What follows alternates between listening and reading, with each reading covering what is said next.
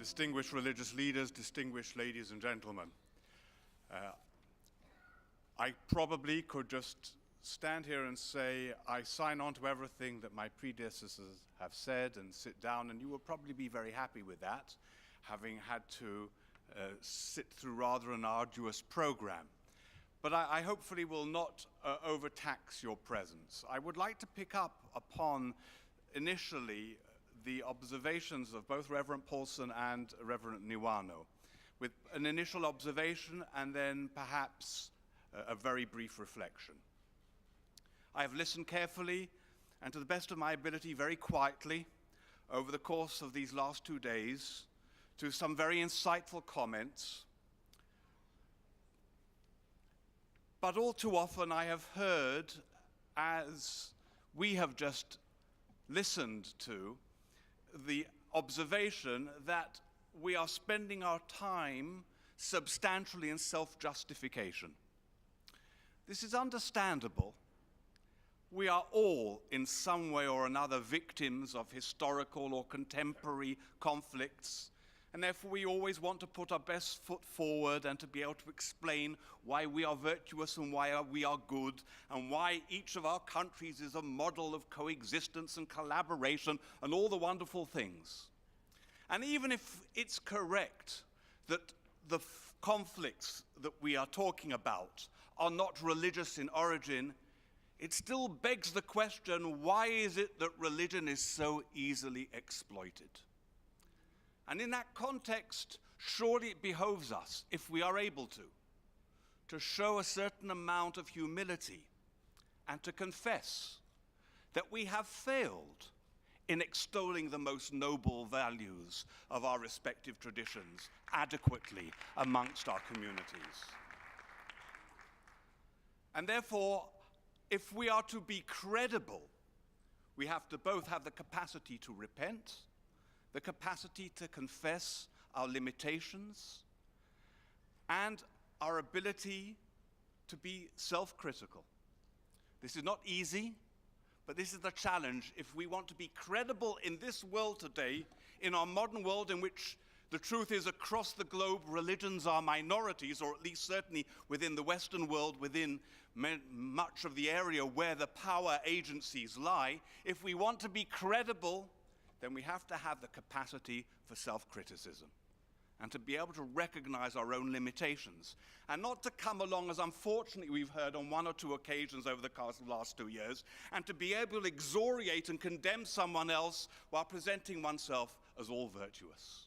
We all have our failings, and we all have our limitations, and we have our responsibilities to be self-critical. But allow me now to conclude with just a reflection. In fact, it was last month at the wonderful gathering, Washington, D.C., initiated by Sheikh Abdullah bin Baya of Alliance of Virtue for the Common Good, that I think I realized almost in the course of conversation the deeper meaning of a very important verse in the Hebrew Bible and a very important verse in the Holy Quran. The verse in the Hebrew Bible comes from the prophet Malachi, who says, "Az nidbaru yirei Adonai ishareyehu." Then those who revere the Lord spoke with one another, and the Lord wrote it down in a book. The Lord heard and listened, and it was written down before him. The verse from the Holy Quran has already been referred to, a very well-known verse, of course, in Surah 49, verse 13. "O humankind, we have created you from a single couple, male and female, and made you into nations and tribes in order that you may know one another."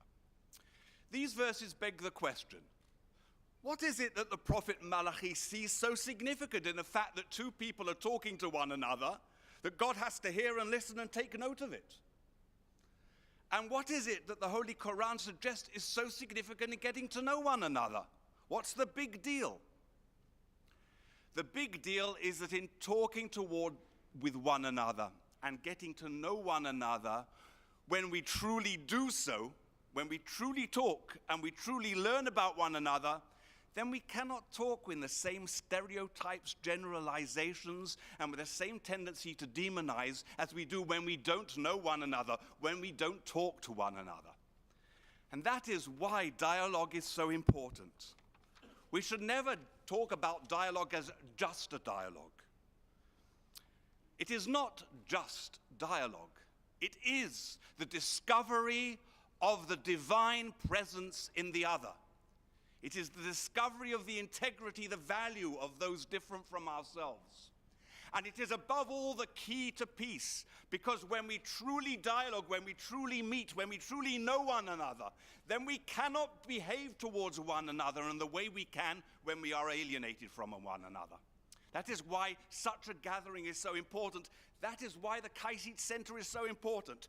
That is why it's not just dialogue. Dialogue must never be dismissed as such, for the talk is the encounter. It is the knowledge. It is the overcoming of misunderstanding, misrepresentation, and hostility. And may we be worthy of these verses, of these charges from our scriptures, to make the world a better place that truly glorifies the Creator of us all his children, all created in the divine fabric. Thank you.